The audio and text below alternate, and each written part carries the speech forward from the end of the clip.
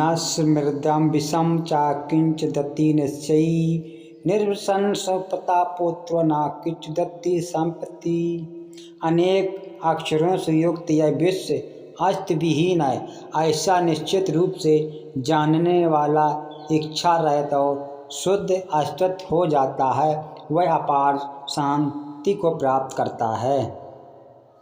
नयम देवो नामे देहो बोधो हस्मति निश्चय कैवला इम संप्रतो न स्मृति कृतम। न मैं यह शरीर हूँ और न यह शरीर मेरा है, मैं ज्ञान स्वरूप हूँ, ऐसा निश्चित रूप से जानने वाला जीवन मुक्त को प्राप्त करता है। वह किए हुए भूतकाल और न किए हुए भविष्य के कर्मों का स्मरण नहीं करता है।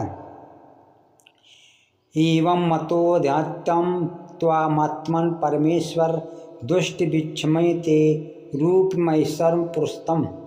हे परमेश्वर, आप अपने को जैसा कहते हैं ठीक है ऐसे ही, परंतु हे पुरुषोत्तम, आपके ज्ञान, ईश्वर, शक्ति, बल, वीर और तेज से युक्त ऐश्वर्य रूप को मैं प्रत्यक्ष देखना चाहता हूँ। संपदा आपदा संपदा काले देवा देवती निश्चयी तृप्ति स्वस्थ इंद्रियों नित्यम न वंचते न सोचते। संपत्ति, सुख और विपत्ति, दुख का समय परवश है, ऐसा निश्चित रूप से जानने वाला संतोष और निरंतर संयमित इंद्रियों से युक्त हो जाता है। वह न इच्छा करता है न शोक करता है।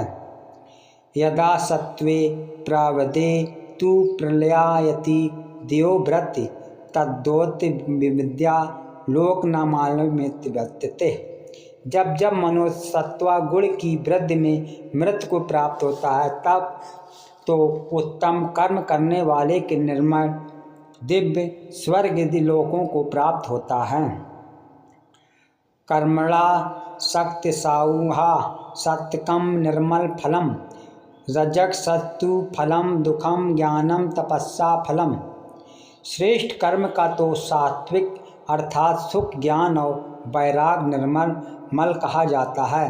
राक्षस कर्म का फल दुख एवं तमाम कर्म का फल अज्ञान कहा जाता है। मानो पानयोस्त्रे स्थलु मित्रिर्पक्षो सर्वम परत्यागी गुणतीति सी उच्चते। जो मान और अपमान में सम और मित्र और वैरी के पक्ष में भी सम एवं संपूर्ण आरंभ में कार्तपन के अभिमान से रहित है, वह पुरुष गुणातीत कहा जाता है। सर्वदोषी देह स्मरण प्रकाशो भजते ज्ञान यदा तथा विद्विध्वन सत्वमित्वा। जिस समय इस देह में तथा अतः कारण और इंद्रियों में चेतना और विवेक शक्ति उत्पन्न होती है, उस समय ऐसा जानना चाहिए कि सत्वा गुण बड़ा है।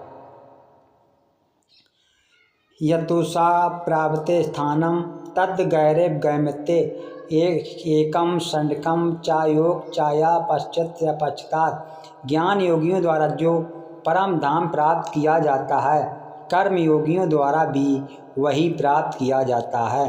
इसलिए जो पुरुष ज्ञान योग और कर्म योग को फल रूप में एक एक देखता है, वही अर्थात देवता है।